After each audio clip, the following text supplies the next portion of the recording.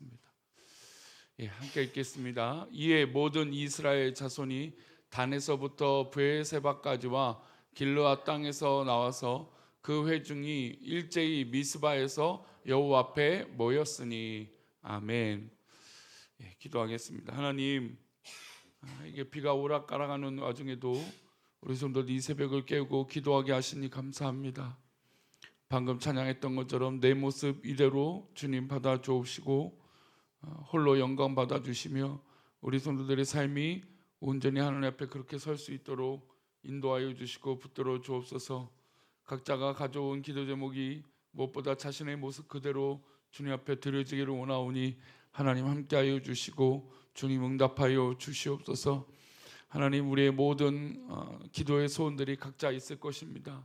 가정에, 또 부모님의 자녀들의, 또 환경에, 사업터의, 직장에 여러 가지 모든 다양한 기도의 제목들이 선하고 복된 하나님의 뜻대로 응답받게 하여 주시옵소서. 이 시간 하나님,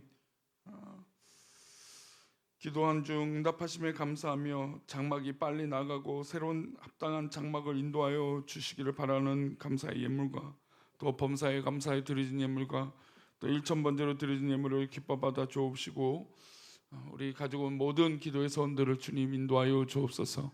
감사하고 거룩하신 예수님의 이름으로 기도 올려옵나이다. 아멘. 각자의 어떤 이 물건은 그 만들어진 목적이 있습니다.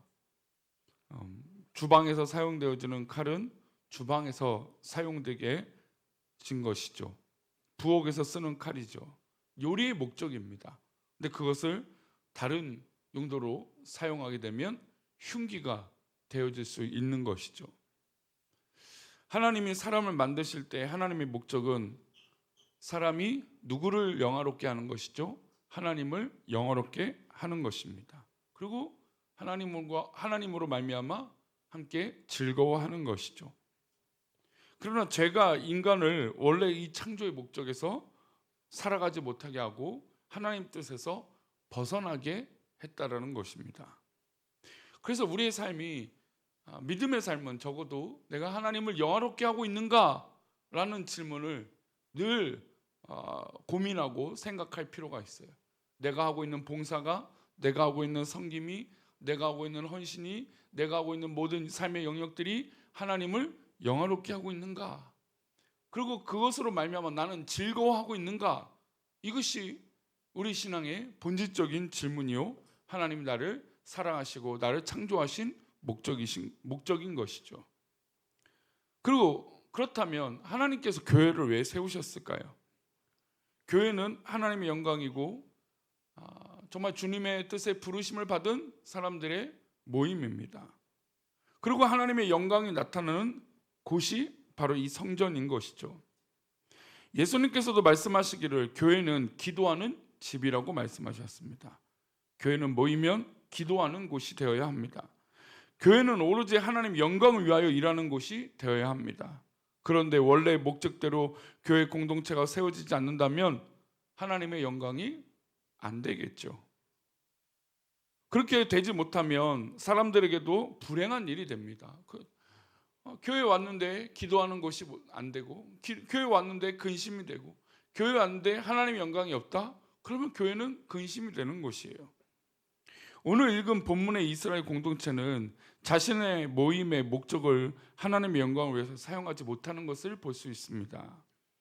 그리고 이제 사무엘상 가면 이제 사무엘이 미스바에서 모여서 회개 운동을 하게 되는데, 이 미스바라고 하는 곳이 상징적인 이스라엘 민족의 장소가 됩니다. 그런데 이곳에서 이 이스라엘 백성들은 엉뚱한 모의를 하게 되는 것이죠.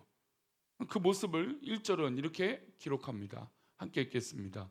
이에 모든 이스라엘 자손이 단에서부터 브엘세바까지와 길르앗 땅에서 나와서 그 회중이 일제히 미스바에서 여호와 앞에 모였으니, 단 북에서부터 브엘세바 남쪽까지, 그리고 이 길르앗 이 동쪽 모든 땅에서 나와서 그 회중이 일제히 미스바에서 모였습니다. 말씀드린 대로 미스바에 모였다는 건 사실 이스라엘 민족의 굉장히 상징적인 곳이죠. 그러니까 미스바 운동하면 우리는 이 사사기의 운동을 말해서는 안 되고 누구의 운동일까요? 사무엘을 중심으로 했던 미스바 운동을 말하는 거예요. 기도하고 예배하는 곳이 되어야겠죠. 게다가 이스라엘 백성들이 모였다라는 건 무엇보다 하나님 앞에 영광을 돌리고 하나님 앞에 기도하고 하나님의 뜻이 무엇인지 분별하고 고민하는 모임이 되어야 됩니다. 그래야겠죠. 그러면 이것을 주도하는 레인이든 제사장이든 누구는 이 모임에 있어서 이 모임의 목적이 무엇인지, 그 목적이 하나님 뜻에 있는지 선포하고 그와 함께 기도하고 하나님 앞에 찬양하고 예배를 드리는 것이 우선이어야 할 것입니다. 하지만 이들은 그런 이유로 모이지 않았습니다. 어제 말씀 가운데 레위인이 첩을 뒀는데 그 첩을 이 베냐민 땅 지역에서 불행한 일을 겪게 됐고 그 첩이 죽게 되었을 때 레위인이 그 여인을 12토막을 내서 끔찍한 일이죠. 말 입으로 담기 어려운 이 끔찍한 일을 각 지파에게 그 여인을 보내서 그 이스라엘 백성들이 분노해서 모인 곳입니다. 그러면 이 내용들을 봤을 때 어떻게 이 땅에서 이런 일이 벌어졌을까 하고 마치 주일의 말씀처럼 여호수아 갈렙은 이 10명의 정탐꾼과 이스라엘 백성들이 그 땅 가면 우린 다 죽는다. 정말 모세를 원망하고 또 어떻게 보면 2명의 정탐꾼을 마저 막 정말 돌로 던져서 죽이려고 하고 그런단 말이죠. 그런 상황 가운데 여호수아 갈렙은 어땠습니까? 자신들의 옷을 찢죠. 그리고 분노합니다. 이러면 안 된다. 그들은 우리의 먹이라. 하나님의 말씀을 기억해낸 것이죠. 들은 말씀을 기억해냈던 겁니다. 그런데 이렇게 수많은 이스라엘 백성들이 모였는데 누가 하나 하나님의 말씀에 대해서 얘기하는 사람이 없었던 것이죠. 그렇다면 우리의 모임은 어떻습니까? 우리 공동체의 모임은 어떻습니까? 우리는 모였을 때 어떤 생각으로 모이고 있습니까? 오늘 우리가 교회라고 하는 이름으로 하나님의 백성이라고 하는 이 이름으로 그 명분으로 모이고 있는데 그 명분답게 우리는 이 교회를 이루고 있느냐 이것입니다. 그들의 이제 모인 곳에서 일종의 선동이 일어납니다. 근데 사실 교회는 이 선동과 하나님 앞에 예배하는 것이 한 끗 차이예요. 그래서 목사를 이 설교를 하는 데 있어서 평가하는 것에 이 한 끗 차이예요. 목사가 선동꾼이 되는가 아니면 하나님 말씀을 전하는가. 저도 조금 선동은 좀 잘하는 것 같아요. 아닌가요? 그 선동꾼이 쉽게 될 수 있어요. 제가 강단에서 말을 어떻게 하냐에 따라서 선동하는 거죠. 그 선동은 무엇입니까? 하나님 뜻은 아닌 거죠.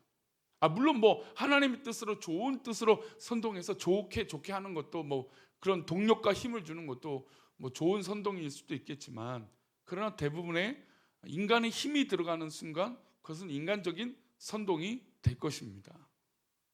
선동을 하면 안 되겠죠. 근데 어제 등장했던 그 레인이 그 첩을 뒀던 하나님 말씀대로 살지 않았던 이 레인이 그 모든 이스라엘 백성들을 모였는데 선동을 하기 시작합니다. 레위인은 원래 율법을 교육하라고 훈련을 받았습니다. 예배를 집례하고 예배에 대해서 가르치고 교육을 하는 사람이었습니다. 이렇게 교육하는 사람이 특징 중에 하나가 능숙한 말솜씨입니다. 사람들 앞에서 말을 잘하는 사람이죠. 훈련을 했으니까. 그런데 하나님께 받은 말의 은사를 그 달란트를 어떻게 사용합니까?